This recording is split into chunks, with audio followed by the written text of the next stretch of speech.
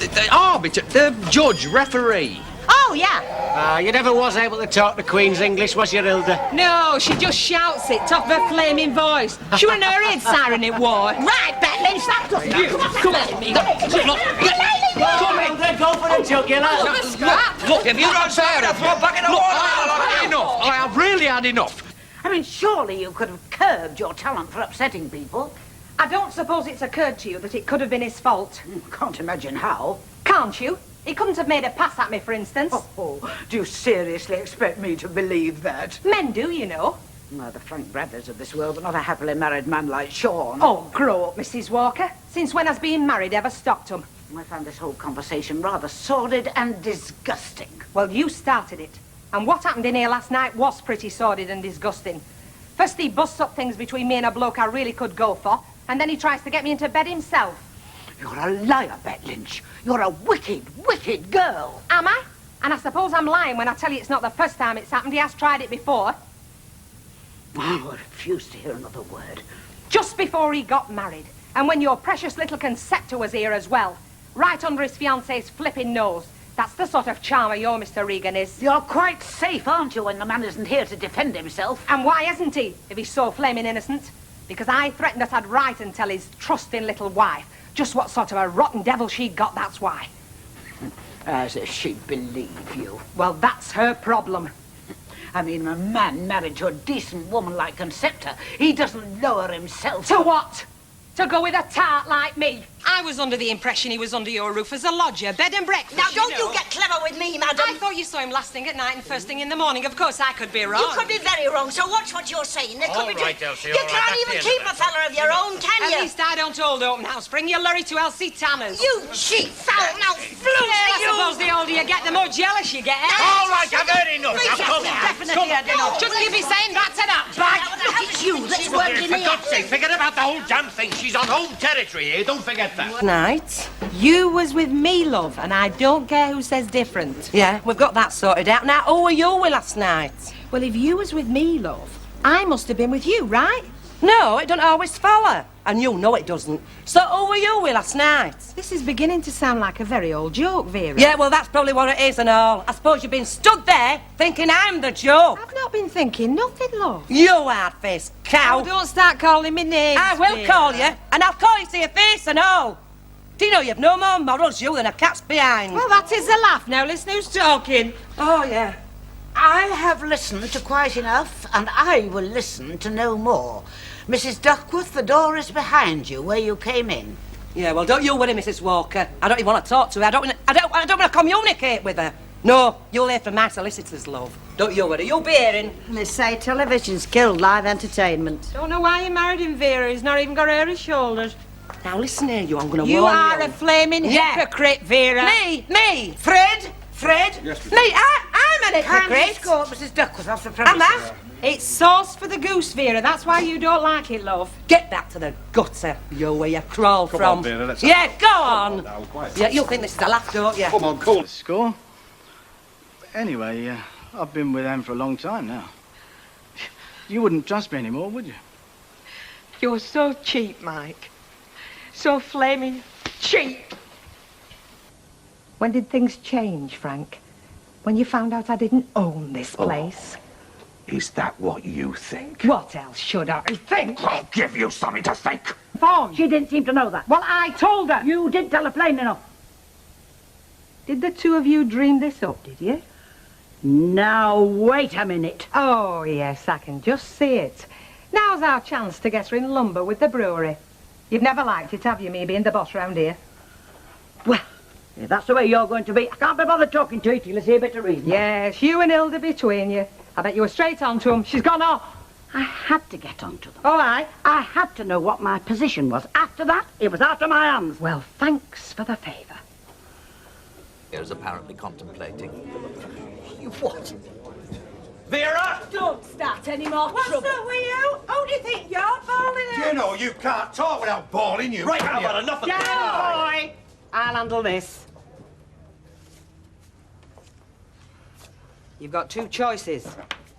You can either leg it with that petition or hand it over till you go home. You can't tell me what to do with my petition. Absolutely not. In this pub, Vera, I'm cock of the walk. And I'm not having you going round with a petition in it. I'm waiting. Oh, yeah. Ta.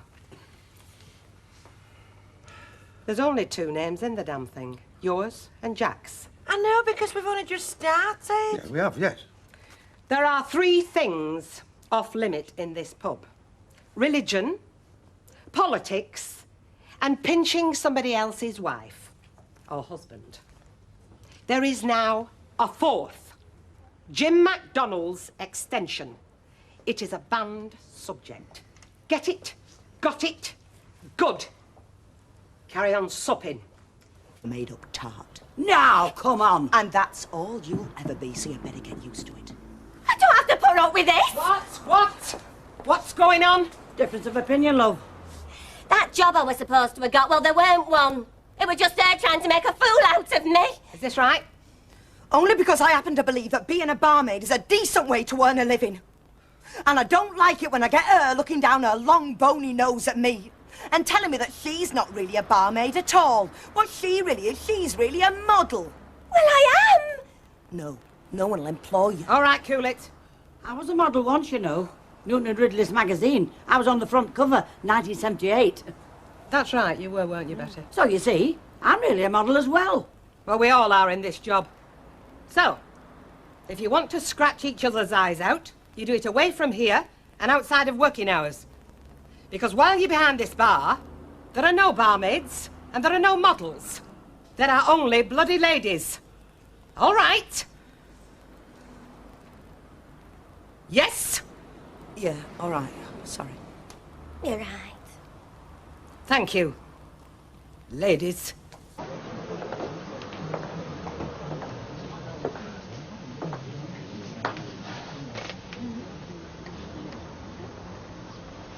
Jack was embarrassing her. I was doing her a favour.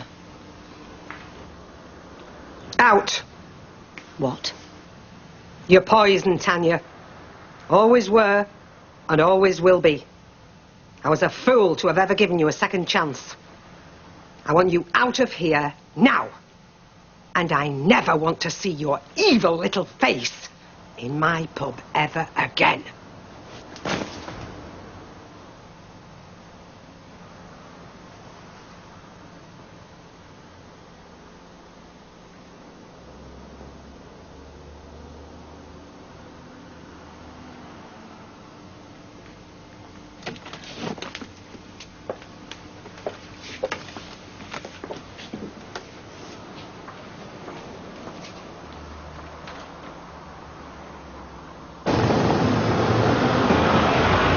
Thousands of pounds stashed away, is that it? I only wish to God I had. You can see me statements if you want. What is this, Rita? What's going on? Look, you're wanting me to put up thousands of pounds. I'm entitled to ask you why you haven't any savings if this pub of yours is such a wonderful business proposition. Don't you come the high and mighty with me, lady. You'd not be stood there with a bulging bank balance if you hadn't flaming married it. Yes. Why don't you go... Len left me a tatty little shop. But it was me who worked my guts out over there. Me that opened this place. It was and Len's built this cash what got you started. But for him, you'd have been nowt but a clapped-out chorus girl. Better than a clapped-out barmaid. Talk about fair weather pals. I should have known better than turn to you. Nobody pours thousands of pounds down the drain, no matter how good pals they are. Pals? Pals? You don't know the meaning of the word. Bet, I'm offering to buy you a home. When you found yourself an orphan, I gave you a home. Daft, aren't I? I didn't think about investment. I could have had 4 years' rent by now. Come on, that's not fair. I know, cheap. Below the belt. It's the company I keep. Why are you being like this? I can't do more than offer to buy you a house. Get out of here, Vicky. What? Go on. I offered to buy you a house and you tell me to get out. Aren't I strange? You're ungrateful. And can you hear this tone in my voice? Bitter and self-pitying. I don't like it any more than you do. But you see, I can pay rent to anyone. Go now, please, Vicky. I don't understand. What have I done? Nout. This is because I wouldn't invest in the Rovers, isn't it? Bet I don't believe in the Rovers. I don't believe that it's viable. And who are you anyway? Granddaughter of a man I once wed? You owe me nought. Go now, please, Vicky. Well, I don't owe you £66,000. I said go.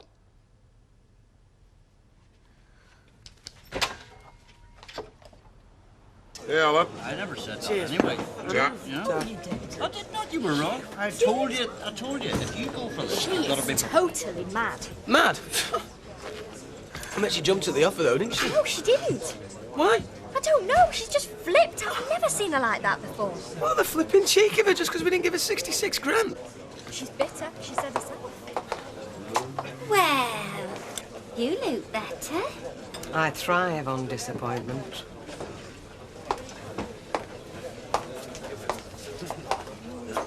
I asked you to go, Vicky. I did. When I said go, I meant go. Yes, but you didn't mean... Oh, yes, I did. And what have we got here? Little Steve MacDonald. How very satisfying the times I've wanted to pitch you out. Look, Vicky owes you nothing. Shut up and go. I bought this drink. Take it with you. Post the glass back to Newton and Ridley. You're going to feel terrible about this bet. Happen I will, and I'm damn sure you won't. And that's the difference between us. You're right, she's barking. So run before I bite. While I'm at it, let's have the rest of you. Hey? There's not one of you lot I haven't wanted to get rid of in my time. Come on, get your drinks. Go and lose yourselves. Get out, this pub's shut. Will you go and fight? All right. Bet, if Steve's done... Get out, Liz. Look, whatever happened... I said go. OK. Excuse me, Bet, but you can't do this, love. Look over the door on your way out. See whose name's there. Yes, but I'm your best customer, love. I dare say you are. Get out, Jim. Come on. You're under a lot of pressure. Mayoress and all, out she goes. Out, out, out. Come on now, the rest of you. Let's be having you. Get out. This pub's shut. Do you feel better for that? I feel nought. Except it's over and done with. And that's that. Ends. Lucky you. We're still good enemies. You're very bitter, aren't you? I've got good cause. I thought me and Alec were going to stand shoulder to shoulder for the rest of our naturals. But then again, I thought you and me were best mates. Turned out I was wrong on both counts. Oh, so that's it. I refused to spend my savings buying you a pub. Us a pub. A partnership, remember? And not just any old pub. The Rovers. You knew how much that place meant to me. It was a lot of money. I wasn't sure we'd make a success of it. I would have done. I'd have made it pay. Is that what you've been doing these last 7 years? Running a pub? Running a couple. Made a success of them and all. That's not a marble. Good. I'm pleased for you. Are you? Yeah, of course I am. I'm glad everything's going all right for you. You deserve it. Are you being funny? No. I mean it.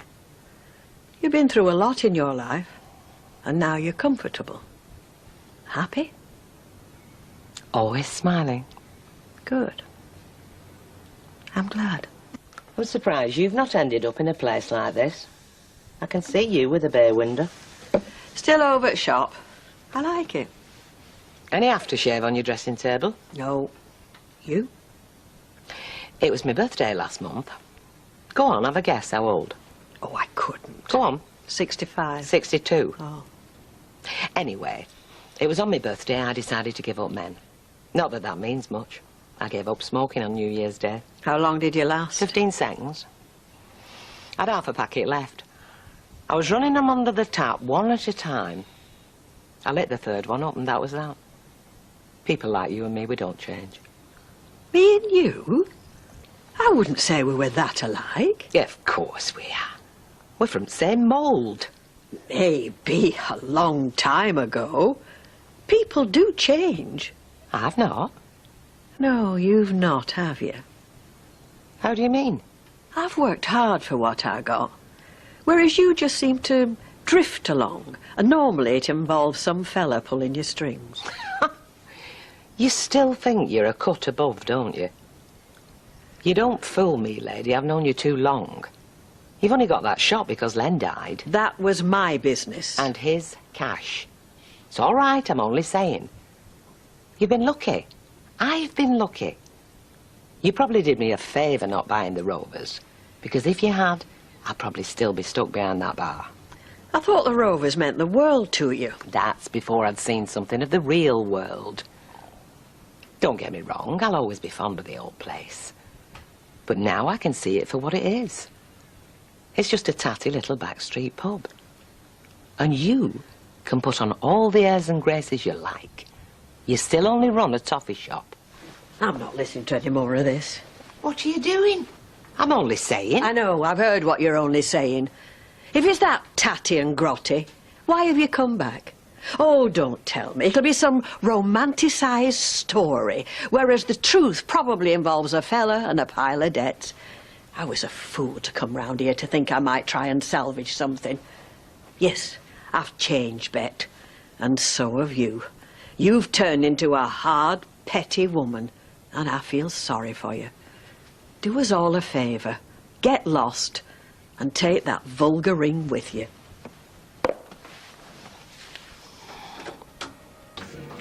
Oh, well, don't mind me. Audrey, this is Edward, a mate of mine. Edward, Audrey. Well, I'd better be getting off. I'll see you, Oh, yes, yes. You back early? Yes, it seems. Sorry to interrupt your little soiree. You what? Oh, it didn't take you long to get over wonderful Bruce, did it? Do you know, if I'd known you were going to take advantage of my hospitality, I would have never invited you to stop here. I beg your pardon? Getting up to all sorts, using my house to entertain your rich boyfriends. You'll take that back. Why should I? Because he's not my boyfriend, you daft bat. He's my solicitor. And you may as well know the rest of it while we're at it. I like marrying you. You must have gone stark raving mad, you silly old beggar. What? Nobody asked you to this wedding. Nobody had to ask me. I'm here to try and put some sense into your head. You must be going senile. Don't you dare talk to your father like that. You keep your mouth shut. Hey! There's no call for that. I say there's no call for that. You know what she's been up to behind your back? You've seen the photographs. You've got the wrong end of the stick, lad. Bet's done nothing she shouldn't. Oh, be your age. You only have to look at her to see what she's all about. She had more men than you've had pints of bitter. Don't you dare speak about her like that. She's going to be my wife. Don't upset yourself, Cecil. Look, Philip, there's no need for this. I'm not your enemy. Be quiet, you cow. You think she'd give you the time of day if you weren't loaded? Look at you. You've only got one thing she's interested in, your wallet. You've said enough. What's going on? Cecil. It's God's house, not a nail house. Cecil, what's Get wrong? an heart attack. Get an ambulance. Cecil? Are you satisfied now? It's his fault. No.